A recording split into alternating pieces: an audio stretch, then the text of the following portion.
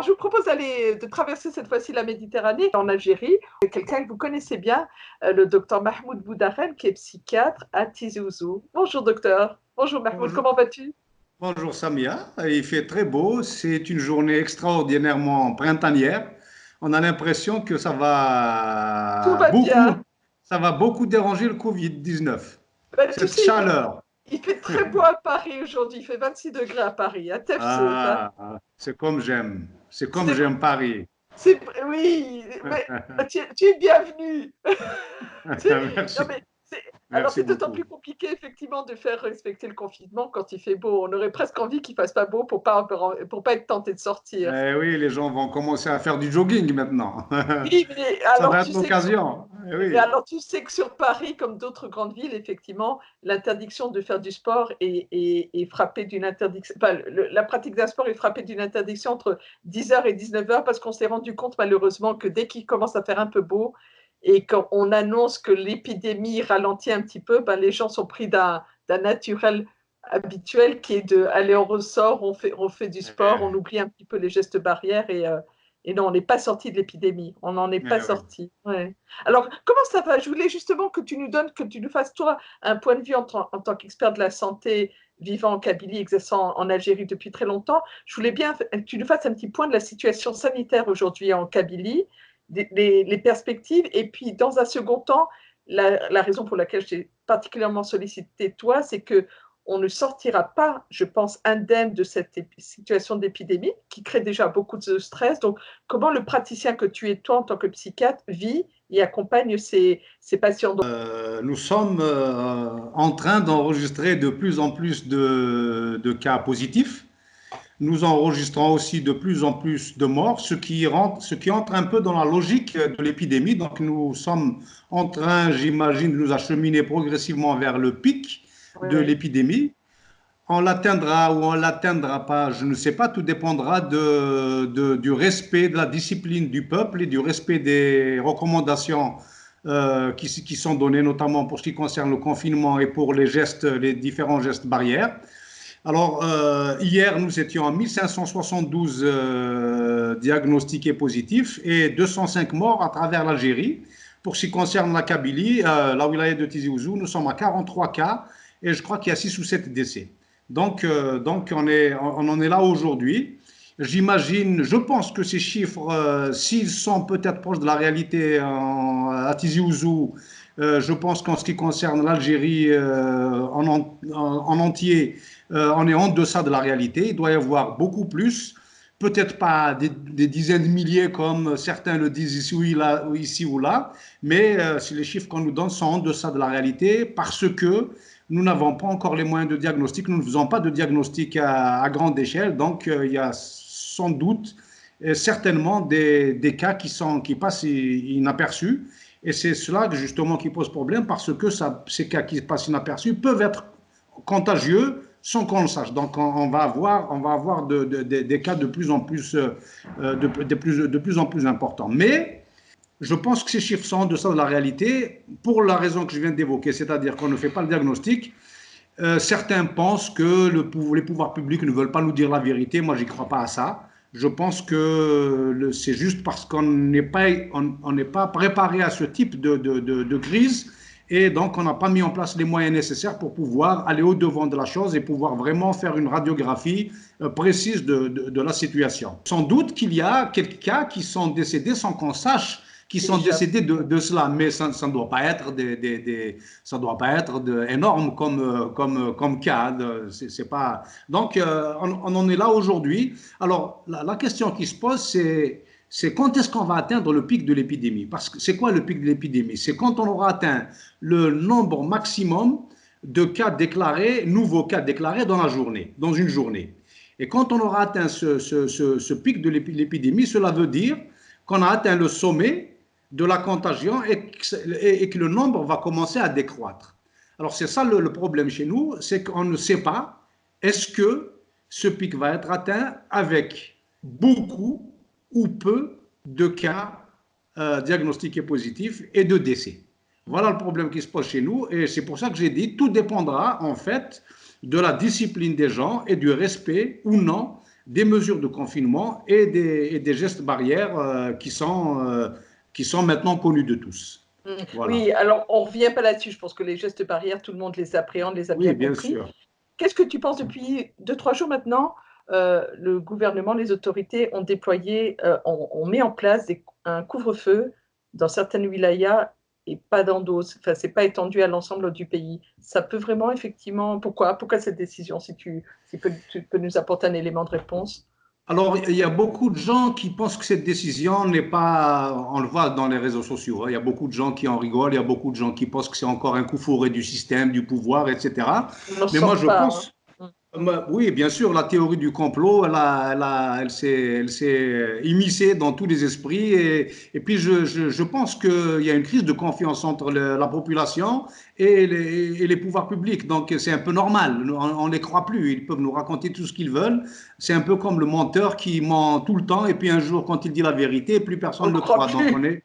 voilà, on ne croit plus ce pouvoir et c'est un peu ça, c'est ce qui est dommage d'ailleurs, parce que ça peut aggraver la crise. Si on ne croit pas, on croit pas le pouvoir en place, les autorités, les pouvoirs publics, l'État, je vais dire l'État pour ne pas utiliser le terme de pouvoir, on va se retrouver dans une situation où les gens, il va y avoir il va y avoir une défiance vis-à-vis des recommandations qui sont données par l'État et ça peut poser problème, effectivement. Pour en revenir à cette espèce d'état d'urgence qui est décrété donc entre 15h et 7h du matin, moi je pense qu'il a des bienfaits. D'abord, il a été décrété dans les wilayas où il y a le plus de cas, et Tizi est concerné, puisque nous sommes en sixième position par rapport aux autres wilayas en termes de nombre de cas déclarés. Et je pense que c'est une bonne chose parce que ça réduit effectivement considérablement comment dire, la fréquentation des lieux publics, des espaces publics, ça les réduit. À partir de 15 heures, plus personne ne peut aller faire des courses, plus personne ne peut aller dans les marchés, plus personne ne peut se promener en ville, plus personne ne peut faire du jogging, plus personne ne peut plus faire quoi que ce soit. Sous Et forme de donc, c'est une, verbalisation. oui, bien sûr, il y a des verbalisations, etc. On enlève les permis de conduire, on met les voitures à la fourrière, etc. Donc, ça réduit dans les wilayas les plus touchés la contagion, la contamination. Et je pense que c'est une bonne chose. C'est une bonne chose. Et peut-être qu'on sera obligé d'arriver à un confinement total. Alors, le problème, c'est que les pouvoirs publics, il faut qu'ils assortissent ce type de décision d'un certain nombre de moyens qu'ils doivent apporter à la population, notamment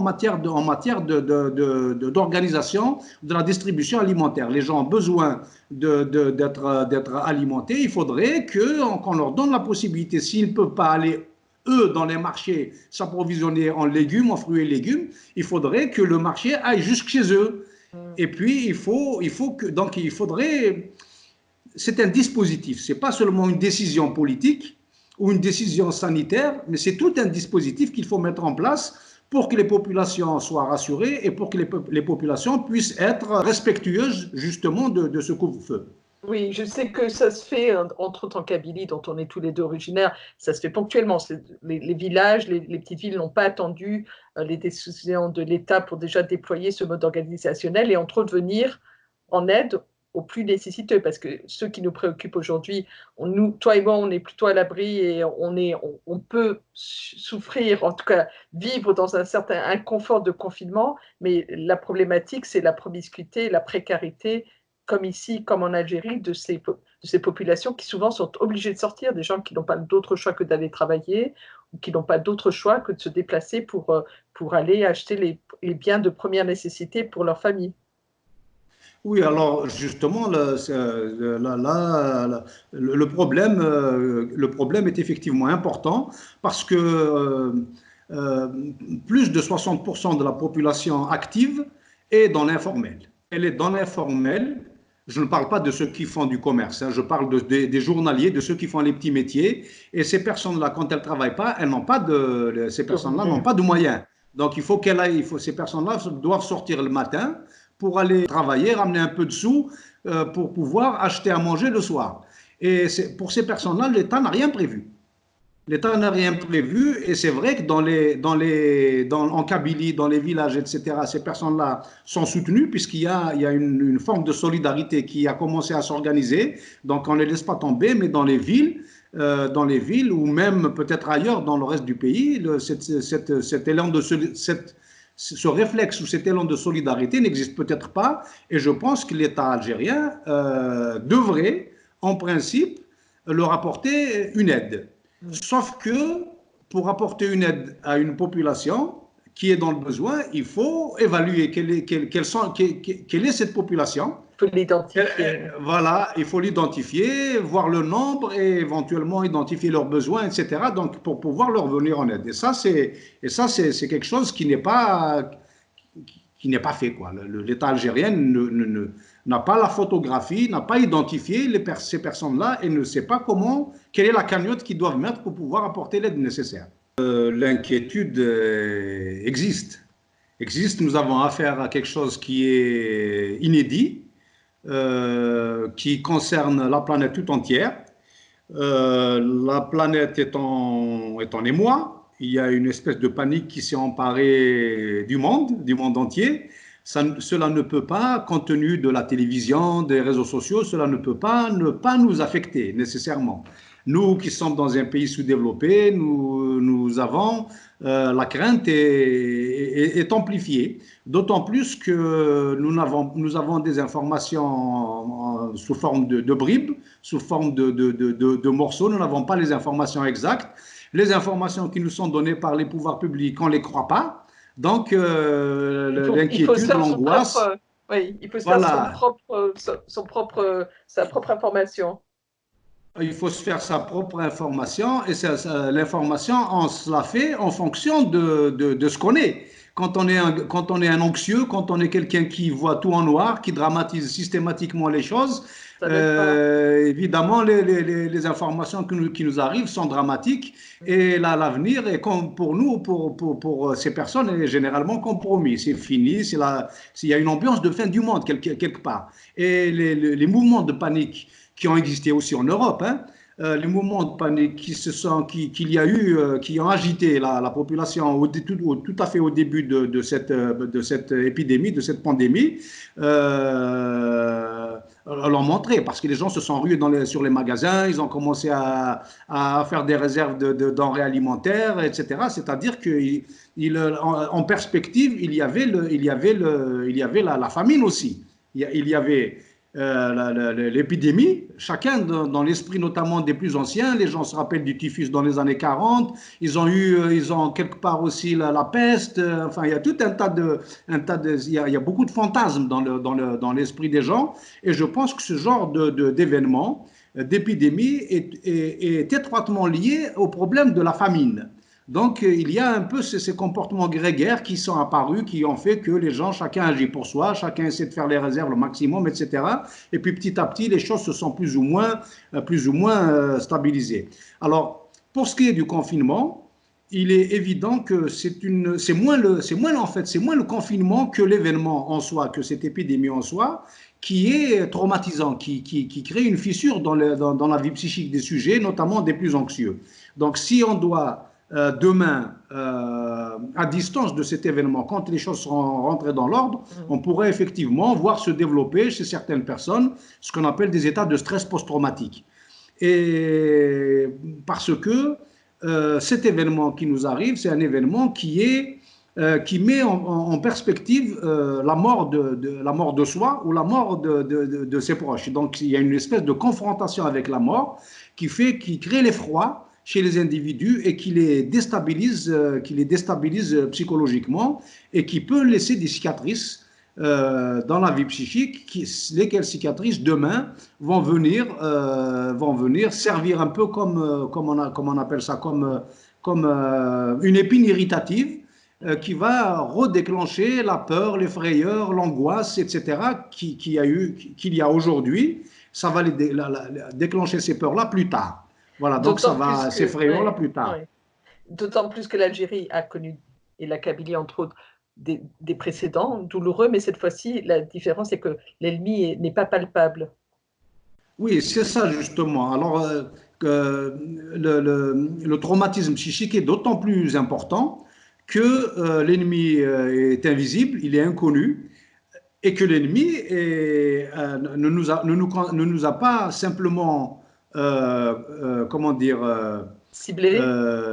ciblé, et qu'il a ciblé la planète entière. Même les pays les plus développés sont désarmés devant cette situation. Donc la frayeur augmente. Si les Européens, les Occidentaux, les Chinois ont été grandement affectés, chez nous, ça va être la catastrophe. C'est comme ça que les gens le voient, et c'est comme ça que les gens le décrivent même dans les réseaux sociaux. C'est-à-dire, on voit ça dans les réseaux sociaux. Cette frayeur-là, elle est amplifiée justement par cette idée que personne n'est à l'abri et que personne ne peut venir à bout de cette. C'est pas la même chose. C'est pas comme un accident de la circulation. Ça concerne une personne toute seule, et on sait ce que c'est un accident de la circulation. Mais là, ou même un viol, ou même une prise d'otage, on sait ce que c'est. Mais là, c'est quelque chose qui est éminemment dangereux, et c'est quelque chose qui est incontrôlable et qui est incontrôlé par les nations les plus développées, les plus fortes. Voilà un peu le. Alors, pour revenir au confinement, le confinement en lui-même a aussi un effet, et je vais dire c'est un effet qui va amplifier le traumatisme psychique, parce que quand les gens sont confinés chez eux, ils ont l'impression que leur destin leur échappe. C'est-à-dire ils perdent l'initiative sur leur vie, surtout quand ce confinement n'est pas bien compris, quand ce confinement n'est pas intégré comme quelque chose qui est indispensable, comme quelque chose qui est important pour la survie. C'est-à-dire, si on le subit, si le confinement est subi et n'est pas agi, il aggrave la situation.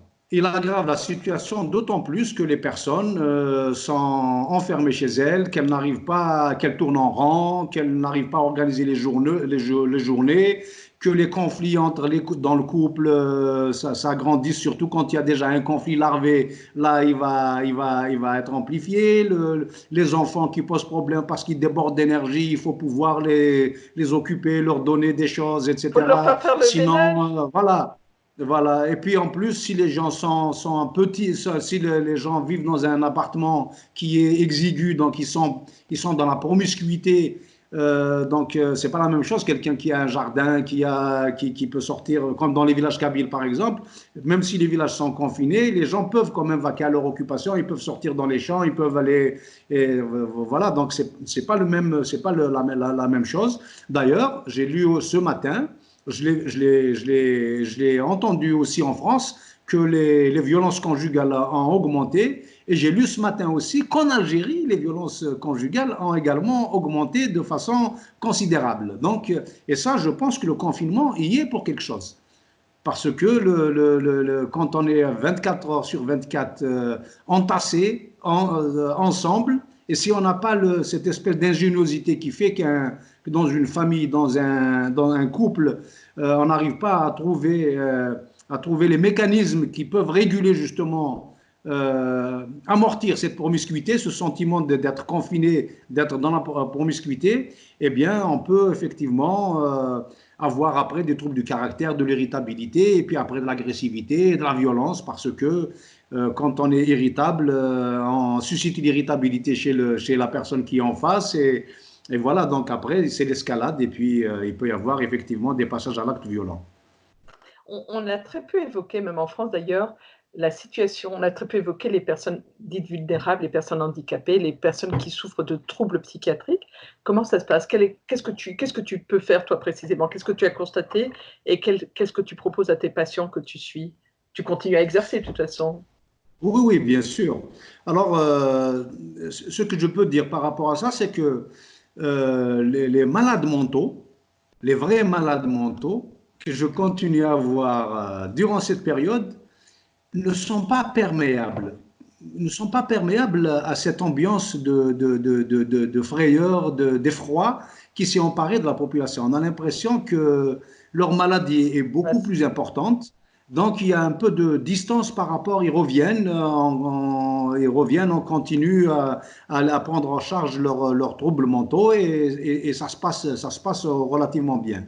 Par contre, les anxieux, ceux qui sont traités pour troubles anxieux généralisés ou pour des phobies, pour des troubles obsessionnels compulsifs, enfin tout ce qui est trouble anxieux, effectivement, cet événement qui est survenu, cette épidémie, a réveillé chez certains d'eux l'anxiété qui était mise en veilleuse par les traitements ou par la prise en charge psychologique, l'accompagnement psychologique qu'on leur dispense. Donc, il y a effectivement des rechutes, mais pas plus que ça.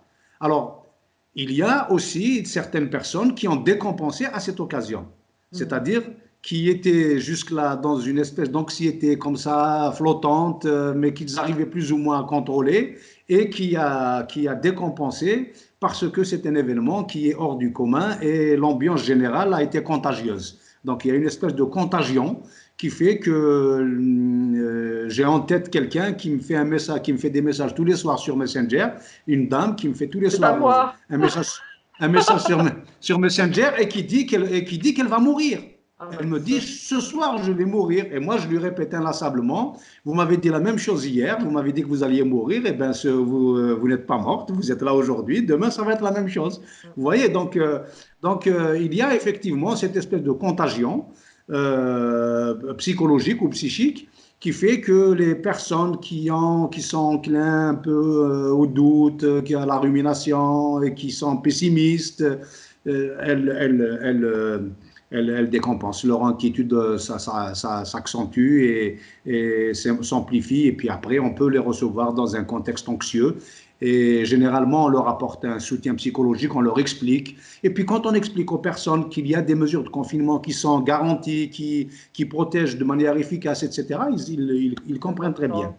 Ouais. On rappelle hein, que on disait, j'arrête pas de le répéter, qu'effectivement, je pense que dorénavant, les mesures de confinement, les gestes barrières, tout un chacun l'a bien intégré, mais également en Algérie, ne pas se précipiter aux urgences, à l'hôpital.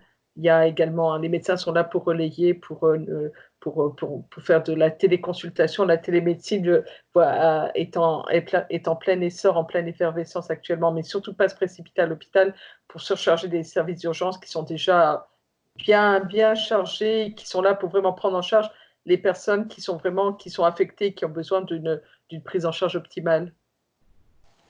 Oui, ici aussi, les gens, ils ont compris qu'il faut pas aller qu'il faut pas encombrer les services d'urgence. Et je pense que il y a quelque chose qui est un peu particulier, c'est quand une situation quand même, mis à part les grands anxieux, hein, ceux qui pour un oui, pour un non, pour un rien du tout, font des paniques, mis à part ce type de personnalité, les autres, on a l'impression que parce que c'est une épidémie qui concerne tout le monde, qui met en danger tout le monde, on a l'impression que les uns et les autres ont mis de côté leurs propres problèmes et ils se sont investis dans une espèce il y a ils ont différé. Ils ont différé, les gens diffèrent leurs soucis de santé pour laisser justement la possibilité au personnel soignant, aux médecins et aux infirmiers de s'occuper des vrais cas, de ceux qui posent vraiment problème et qui ont un problème de diagnostic vital.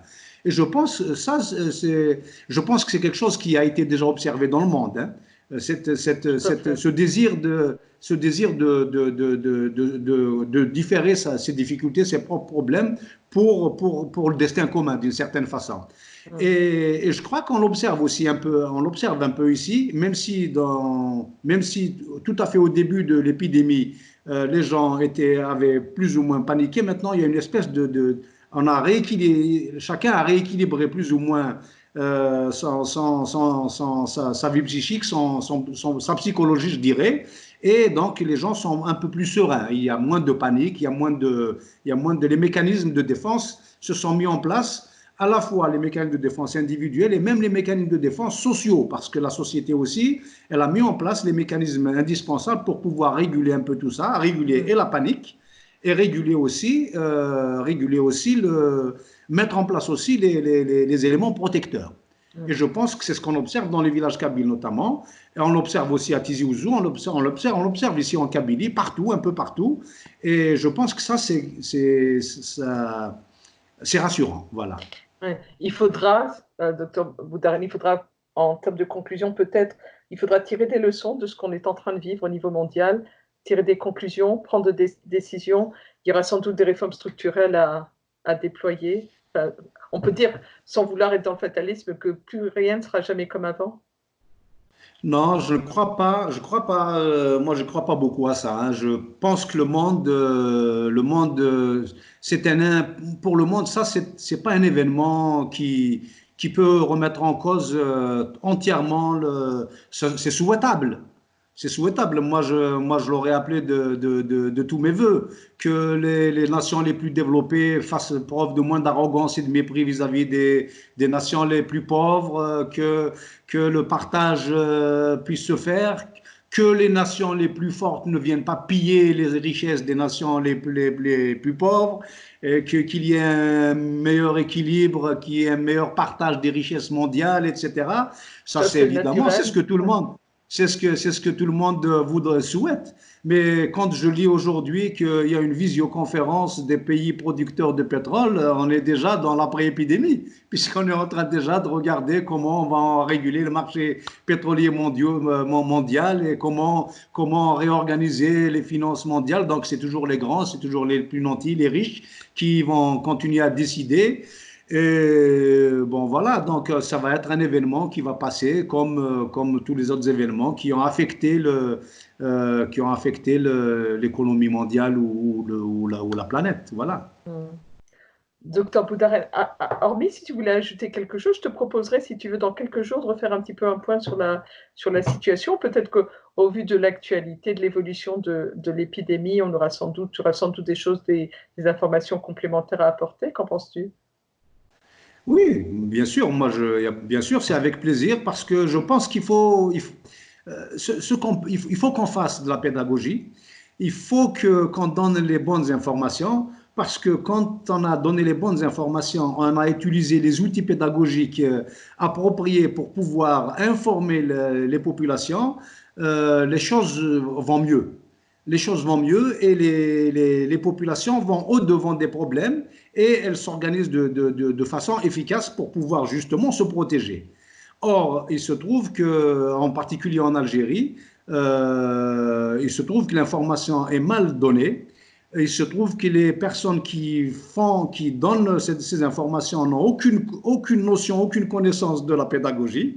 Ils balancent comme ça des informations sans aucune, et on l'a vu, notre ministre de la Santé, quand il parle, on se demande Pourtant, il est comment, voilà, médecin. oui, justement. Alors, quand il dit les jours à venir vont être sombres, moi je pense que même si c'était vrai, c'est pas comme ça qu'il faut le dire. Il faut peut-être dire les choses d'une autre façon, mais c'est pas comme ça. Il faut pas dire ça va être la catastrophe dans quelques jours. Mhm. Il faut, voilà. Donc, je pense que c'est bien si on peut continuer à faire un peu de pédagogie et une émission dans quelques jours pour refaire le point de la situation. Ce sera avec plaisir, bien sûr. Avec grand plaisir. Et surtout, peut-être un conseil, là, on est tous les deux beaucoup branchés sur Internet et on regarde les médias. Peut-être regarder les médias et Internet et les réseaux sociaux de manière modérée. Oui, bien sûr. Les réseaux sociaux, il y a à boire et à manger dedans, comme on dit, hein. C'est la phrase un peu galvaudée, mais ben, je la dis quand même. Oui, c'est vraiment dans les réseaux sociaux, il y a plein d'informations qui sont alarmistes, qui sont fausses, qui sont tendancieuses, qui s'inscrivent dans une logique de manipulation des consciences, de manipulation des personnes et des populations. Je pense chacun doit aller s'informer dans les réseaux sociaux avec beaucoup de prudence, beaucoup de circonspection. Et il faut surtout que les gens aillent visiter les sites sérieux ou les sites d'information qui sont vérifiés, qui sont connus, quoi. Il faut pas écouter n'importe qui, il faut pas écouter n'importe quoi. Il faut vraiment, quand on veut chercher l'information, s'adresser au bon endroit et aux bonnes personnes. Et puis, conseil personnel, il me semble, on est de culture effectivement familiale, de manière ancestrale, peut-être retrouver un peu des vraies valeurs en respectant la distanciation sociale, de retrouver l'autre, en fait, de se rapprocher de sa famille, de prendre des nouvelles de sa famille. Et puis, on a le souvenir comme ça de raconter les histoires Timoshua et tout, de se retrouver un peu. Oui, Et oui, c'est ce que je disais une autre avec un collègue Ah, je peux. du Canada. En Kabyle, justement, j'ai dit normalement, en principe, les familles devraient faire comme avant, hein, se retrouver autour de, pas du feu, mais autour de quelque chose, parce que le feu, maintenant, le canoun, c'est fini, ça, c'est une vieille histoire. Mais se retrouver autour de quelque chose et puis reprendre, créer des moments de complicité en racontant Timouchoua, en racontant les vieilles histoires nzik, etc., pour pouvoir d'abord recréer une ambiance de conviviale et puis de complicité. Et puis, ça occupe le temps. Ça occupe le temps parce qu'il faut occuper le temps du confinement, il faut le rythmer, il faut lui donner du sens et il faut aussi en profiter pour pouvoir recréer du lien. Parce que souvent dans nos familles, avec la télévision, avec Internet, avec Facebook, avec tous les réseaux sociaux, dans les familles, les gens ne se parlent plus, chacun dans son coin avec son téléphone, parce que maintenant Internet est rentré dans tous les foyers, même Timarine, même les vieilles, maintenant elles ont des portables, des smartphones, elles surfent et tout ça. Donc, si ça peut être, ce moment de confinement peut être l'occasion ou l'opportunité pour pouvoir justement recréer du lien à l'intérieur des familles et pourquoi pas même à l'intérieur des familles au sens large du terme. Ouais, génial. Merci beaucoup, docteur Boudaren. Je disais que psychiatre à Tizi Ouzou. On reviendra vers toi dans quelques temps. En tout cas, prends bien soin de toi. Ouais. C'est avec plaisir. Merci Samia. Parfait. Toi aussi.